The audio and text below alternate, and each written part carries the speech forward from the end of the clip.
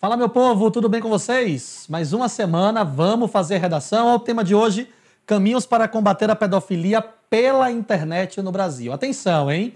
Esse é um tema muito recortado e esse é um tema que traz uma palavra norteadora que deixa muitos de vocês assim preocupados. Caminhos, não é?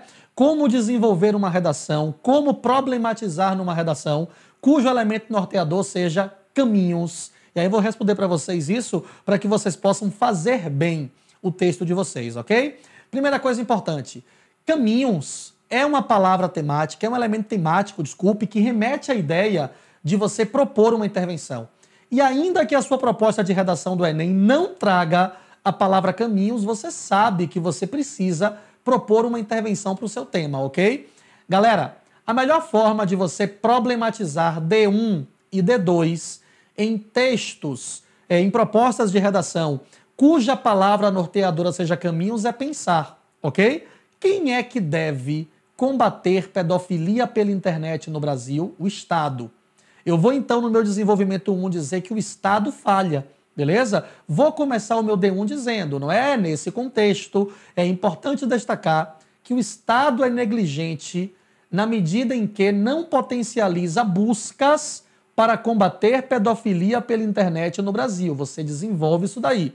Lá no desenvolvimento 2, você pode abordar uma outra instituição que falha, ok? No combate à pedofilia pela internet, a família. Outro sim, a omissão familiar acaba se tornando outro elemento que potencializa a pedofilia pela internet no Brasil. Pronto. E você então vai dizer de que forma o Estado falha, de que forma a família falha, apresentar toda uma problematização ligada a isso para poder propor uma intervenção no final. Essa seria a melhor forma para poder você problematizar temas cuja palavra norteadora seja caminhos, beleza? Fazendo isso, você garante muito bem o seu texto. Agora, não é sobre qualquer pedofilia que você vai abordar nesse texto. É sobre pedofilia pela internet. Pedofilia, lamentavelmente, é uma prática que sempre existiu na sociedade. Os pedófilos, eles sempre existiram na sociedade, não é? Agora, desde o advento da internet, a prática de pedofilia encontra um terreno mais fértil, não é? Para poder, então, lançar as suas iscas de repente e conquistar crianças inocentes para a prática do pedófilo, ok? Então, você precisa, no seu texto, destacar a forma, o potencial que a internet deu para o ato da pedofilia, para os crimes decorrentes da prática de pedofilia, ok? Ouviram o que eu falei? Crimes decorrentes da prática de pedofilia. Por que eu falei isso? Porque, pasmem, pedofilia não é crime, ok? O pedófilo, ele não é criminoso por ser pedófilo. Prestem atenção nessa informação, ó. Pedofilia é um transtorno parafílico, ou seja, é uma alteração do comportamento sexual que leva o portador desse transtorno a ter desejos intensos por relações com menores de idade. Então, prestem atenção nisso que eu vou dizer para vocês. Pedofilia é uma doença. Pedofilia é um transtorno psiquiátrico. Agora, o pedófilo, ao consumar o seu desejo sexual com uma criança, com um menor de idade, por meio do abuso, por meio da importunação, se torna um criminoso. Vocês entendem isso? Então existem crimes decorrentes da pedofilia. Mas a pedofilia em si não é crime. Então tenha muito cuidado para você no seu texto não dizer para mim que essa prática criminosa se referindo à pedofilia, porque a pedofilia é um transtorno psiquiátrico, ok? Tenha cuidado só com isso. Existem pedófilos, você pode pesquisar na internet aí, pessoas que portam a pedofilia, não é? Pessoas que sofrem que sofrem com o transtorno da pedofilia, esse transtorno parafílico, e não são criminosas. Por quê? Porque se tratam com psiquiatras, ok? Para poder, então, não ter o seu desejo de sexo com criança consumado. É bem curiosa essa informação, não é? É bem interessante a informação e vale a pena você buscar dados para poder refletir acerca disso, ok? Bora então ampliar nosso repertório em relação à pedofilia pela internet, pedofilia como um todo, de repente, e cabe a você então fazer o seu recorte para a internet, ok? De acordo com a 4ª Delegacia de Repressão à Pedofilia do DHPP, existe um perfil dos pedófilos, não é? Na realidade brasileira. Então, de acordo com os dados dessa 4ª Delegacia de Repressão à Pedofilia da DHPP, a faixa etária que predomina entre os pedófilos seria de homens, não é? Com entre 18 e 40 anos de idade. Então, uma boa parte dos pedófilos, eles acabam sendo pessoas com mais de 18 anos de idade, beleza? Seria um dado relevante para você colocar no seu texto. Por mais que se diga por aí que as principais vítimas da pedofilia seriam pessoas, crianças pertencentes à família, de acordo com os dados dessa 4ª Delegacia, não. Ó, a maioria dos pedófilos não mantém parentesco nenhum com a vítima, ok? Mas aí, ó, você pode ser um amigo da família, pode ser um vizinho, pode ser um conhecido, enfim, mas não necessariamente um membro da família da criança que é vítima de um crime decorrente da pedofilia, ok? Então, você tem esses dados aí, você tem esses gráficos na sua folha PDF, dê uma olhadinha caso você queira se apropriar um pouquinho mais dessas informações que aparecem aqui, ok? Eu voltei sem querer, volta para cá. Falha técnica, acontece nas melhores gravações, ok? Poderia cortar? Poderia, mas não vou cortar porque dá muito mais trabalho, ok?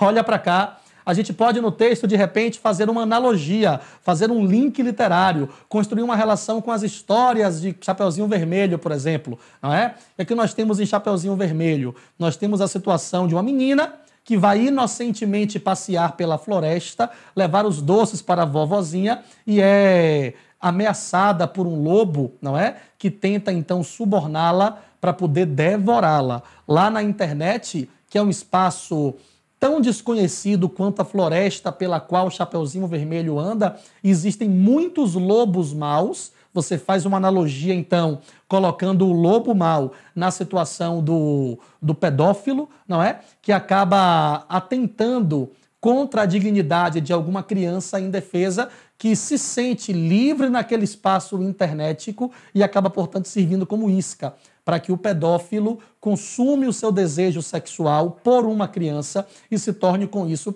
um criminoso, ok? Então nós temos aí uma referência bem interessante, uma referência que, de repente, pode ser legal para você começar o seu texto. Então, nas histórias de Chapeuzinho Vermelho, um lobo mau, tenta subornar a menina para devorá-la. Fora das páginas literárias, essa realidade se vislumbra no campo internetico, quando muitas crianças são vítimas de pedófilos que, como o lobo, deseja, de alguma forma, ferir a dignidade da criança. Enfim, você pode criar essa perspectiva aí, ó, e estabelecer, então, a sua relação, beleza? Esse é um cantor brasileiro que vocês conhecem, Toquinho, não é? Quem nunca ouviu numa folha qualquer o desenho Um Sol Amarelo, enfim, a música é dele, ok? Aquarela, mas aqui eu trago para vocês uma outra canção dele, que é uma canção chamada É Bom Ser Criança. É bom ser criança, isso às vezes nos convém, nós temos direitos que gente grande não tem, só brincar, brincar, brincar, sem pensar no boletim. Bem que isso podia nunca mais ter fim.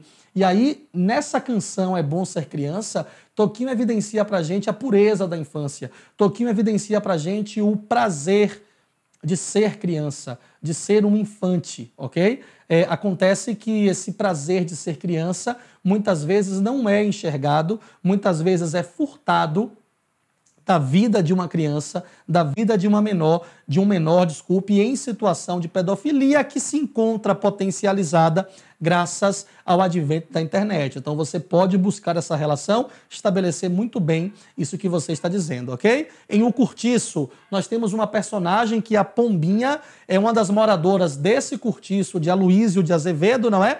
Por ser bonita e ainda virgem, ela é única, ela é uma menina pura, ela é uma menina que não tem outra igual naquela comunidade. Prestativa, por seu alto nível intelectual, ajuda todos no cortiço, escrevendo-lhes carta, por exemplo. Ao longo da trama, ela é assediada por uma prostituta barata, Leone. Após o assédio, Pombinha muda completamente e acaba como prostituta também. Então você pode, de certa forma, fazer uma analogia disso com os crimes decorrentes da prática do pedófilo na internet. Ok? Você busca a relação, você estabelece esta analogia na realidade, não é? Sai das páginas literárias de um cortiço e traz, portanto, uma relação evidenciada disso no campo cibernético. Não sei se você conhece o filme Confiar, mas seria um repertório sensacional se você abordasse em um dos seus desenvolvimentos a família como uma instituição que falha no combate à pedofilia pela internet. Porque na história, os pais da jovem N resolvem presenteá-la com um computador em seu aniversário. Ao entrar em uma sala de bate-papo, N conhece um garoto, um possível garoto chamado Charlie, e rapidamente envolve-se virtualmente com ele.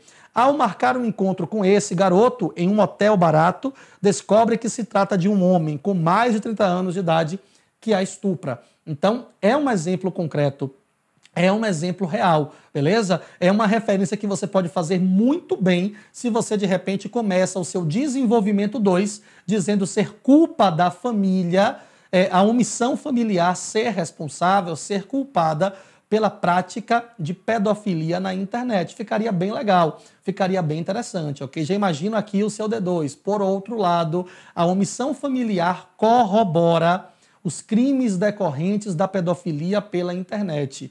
Isso porque são muitos os familiares que relegam à tecnologia o cuidado com o filho, deixando, portanto, os menores propensos a qualquer adultos maliciosos nas páginas cibernéticas. Exemplo disso foi ocorrido no filme Confiar. Você faz toda a relação com o filme e encerra se posicionando criticamente acerca disso. Ficaria bem interessante, ficaria bem próprio e ficaria fundamental a relação para você criar aí, não é, a questão da pedofilia pela internet, tanto no campo cinematográfico quanto no campo da realidade, ok? Sartre diz pra gente que a violência, seja qual for a maneira como ela se manifesta, é sempre uma derrota. Então não importa se a violência é física, não importa se a violência é sexual, não importa se é uma violência meramente simbólica, não é? Como falava Bourdieu, como fala Bourdieu, como afirma Bourdieu, qualquer forma de violência é sempre uma derrota. Quando nós temos como vítima da violência um menor, uma criança, que é uma pessoa em vulnerabilidade, essa derrota se torna muito mais expressiva. Em situações de pedofilia pela internet, isso se vislumbra, isso se observa. E você pode, então, criar toda essa relação para poder pensar nesse argumento de Sartre na construção do seu texto. Eu não posso deixar de falar com vocês sobre a internet, que é um elemento temático importantíssimo no seu texto, no seu tema, ok? E você pode buscar, por exemplo, a referência que Anthony Giddens, olha meu inglês, minha pronúncia, não é? Faz no seu livro Mundo em Descontrole, o que a globalização está fazendo de nós. De acordo com o autor, na sociedade contemporânea, a tecnologia e o progresso tiveram efeitos opostos ao esperado. A internet, por exemplo, trouxe avanços imensuráveis para o homem, porém, acabou por criar um espaço sem controle. Isso é muito legal. Não o fato de a internet ter sido criado para o bem e ter se tornado um espaço fora de controle. Não é isso que é muito legal, não. É muito legal a analogia. A referência sociológica que você pode fazer no seu texto, não só para esse tema, mas como para qualquer outro tema que traga a internet como uma das vilãs da história. Afinal de contas, esse espaço que tinha a intenção primária, a intenção primordial de funcionar como forma de proteção, e aí eu busco a referência da Guerra Fria, não é? Então, no período da Guerra Fria, a internet foi criada como garantia de que a comunicação entre militares e cientistas persistiria mesmo em caso de bombardeio, ou seja, a internet foi criada como uma forma de estreitar a comunicação entre militares e cientistas na Guerra Fria. Isso se converteu. Esse espaço que, de fato, apresenta vários benefícios na vida das pessoas, não é? A gente sabe disso, também se tornou um espaço totalmente descontrolado, de modo que pedófilos podem se apropriar do suposto anonimato da rede para poder criar as suas relações com crianças, alimentando então o seu transtorno psiquiátrico e a partir daí, de alguma forma, potencializar a prática da pedofilia, os crimes que decorrem da prática de pedofilia, ok? Então seria interessante sim essa sua reflexão. Proposta de intervenção, você pode buscar alguma referência ao Ministério Público Federal, guarda essa referência, porque sempre que o tema abordar para vocês vítimas como pessoas vulneráveis, crianças, por exemplo, que são vítimas de pedofilia, são indivíduos em vulnerabilidade, Ministério Público Federal neles. Porque o Ministério Público Federal, ele cumpre a função de garantir a dignidade das pessoas, dos cidadãos, ok? A partir do momento, então, em que eu tenho uma categoria, um grupo minoritário, como as crianças, em situação de vulnerabilidade, correndo risco, Ministério Público Federal é quem pode intervir, ok? A pedofilia, portanto, ainda é uma triste realidade no país. Investimentos em abrigos de acolhimento, capacitação de profissionais e maior aparato tecnológico para as investigações foram citados como instrumentos para combater o problema. Olha o Estado precisando, então, intervir, oferecer caminhos para que a pedofilia pela internet não se propague, não se torne comum na sociedade, não é? A internet também gera cada vez mais casos, segundo os convidados dessa Comissão de Direitos Humanos e Legislação Participativa do Senado, ok? E esses participantes, então, dessa comissão, dessa audiência pública feita por essa comissão, eles pediram um trabalho em conjunto entre os estados do Brasil e a criação de uma rede de proteção federal de combate à pedofilia pela internet. Beleza? Informações da Agência Senado que você pode, de certa forma, trazer para o seu texto, criando a sua argumentação, a possibilidade, então, de combate da pedofilia pela internet. Ok? A Lei 11.829 de 2008 altera a Lei 8.069 de 90, que é o Estatuto da Criança e do Adolescente. Temos, então, aí um adendo ao Estatuto para aprimorar o combate à produção, venda e distribuição de pornografia infantil, bem como criminalizar a aquisição e a posse de tal material e outras condutas relacionadas à pedofilia na internet. Pena de 4 a 8 anos de reclusão. Foi o que falei para vocês. A pedofilia não é crime, mas uma das práticas mais comuns do pedófilo que consuma o ato, não é, de abusar uma criança, é a gravação do vídeo, é a reprodução desse vídeo, e isso se torna, obviamente, algo criminoso, não é? A divulgação da imagem de um menor em situação de ato sexual seria, de certa forma, um crime, ok? Então, busca a sua construção argumentativa, lembra que o elemento temático caminhos exige que você, nos seus argumentos, problematize quem está falhando para poder resolver uma situação, beleza? E lá na proposta de intervenção, lá na sua conclusão, você pensa direitinho o que é que esses elementos que estão falhando precisam fazer. Caminhos para algo, caminhos para combater a pedofilia pela internet. Alguém está falhando, ou alguém estão falhando para que a pedofilia continue ainda ocorrendo. Beleza? A gente se vê então na próxima aula. Bom texto para vocês. Tchau, tchau.